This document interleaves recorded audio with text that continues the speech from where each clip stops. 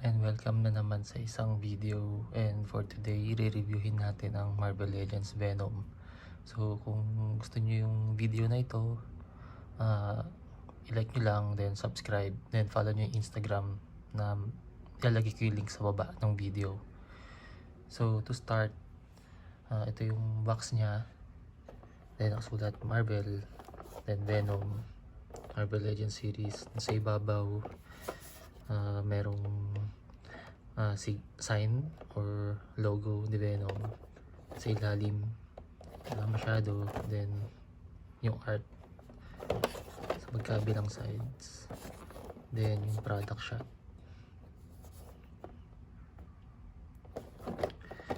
So yun, buksan na natin, then reviewin na natin siya. So ito na siya, si Venom, and wala naman siya masyadong accessories. So, well, actually wala siya accessories na kasama, so just yun lang siya, yung figure. So let's check yung paint apps niya. So basically itong figure na to ay yung buff lang. So kung hindi nyo nabuo yung Monster Venom wave nang lumabas siya, I would suggest na bumili na lang kayo ng buo na, like I did, kasi di ko naman nabuo yung wave na yun eh. So yun, yung paint apps niya, you can see yung logo niya sa katawan, highly detailed. Then yung face and yung head, kuha. Then yung colors niya,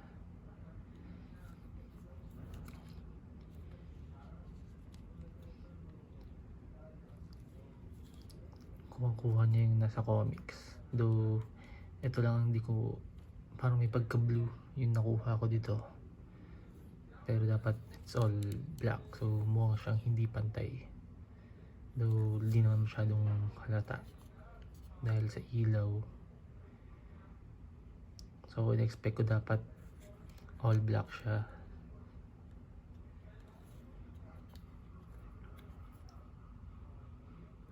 Pero yeah, ganda naman, nakuha niya yung colors and yung mga effects niya.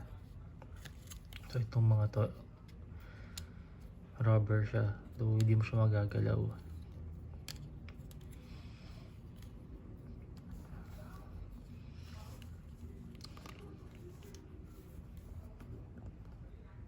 So ito,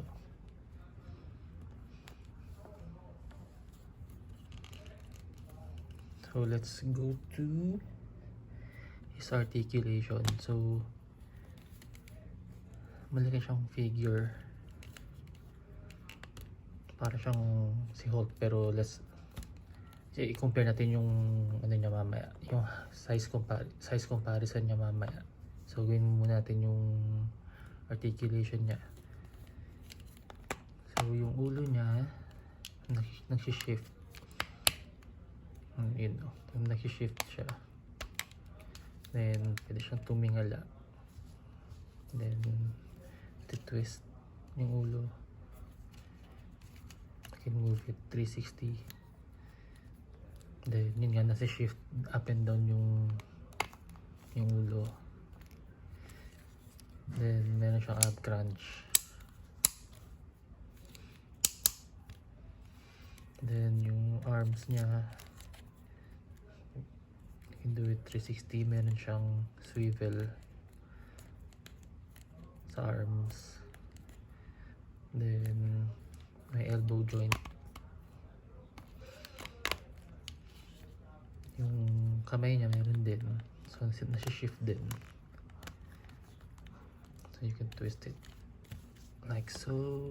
Then may waist, then yung paa can as far as this, then move back. Then my upper thigh cut, then double jointed yung knees, Then sa paa, meron ding cut na ganyan. Then may ankle pivot, pero ayun, nagagalaw din yung paa like this. So pwede siyang i-stretch.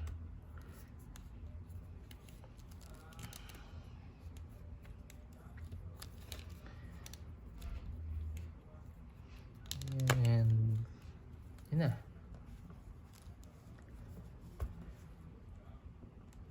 So malaki siyang figure, para siyang si Hulk, pero well, bagay siya kay Spider-Man, pero size comparison natin siya in a bit. So yan, no, for size comparison, meron tayong yung pizza Spider-Man, and sa tabi niya is yung Marvel Legends Venom, and relatively medyo mas malaki nga siya compared sa regular size na Marvel Legends na 60 inches. Pero ano, they scale well together kasi sa comics talagang mas malaki si Venom kay Spider-Man. So yun nga guys. So this is where we end yung video. So if you guys like the figure and you like the video, like nyo lang yung video, and then follow nyo rin yung Instagram ko na ilalagay ko sa yung link sa baba. Then yeah, enjoy the day, and thank you guys, and see you guys next video.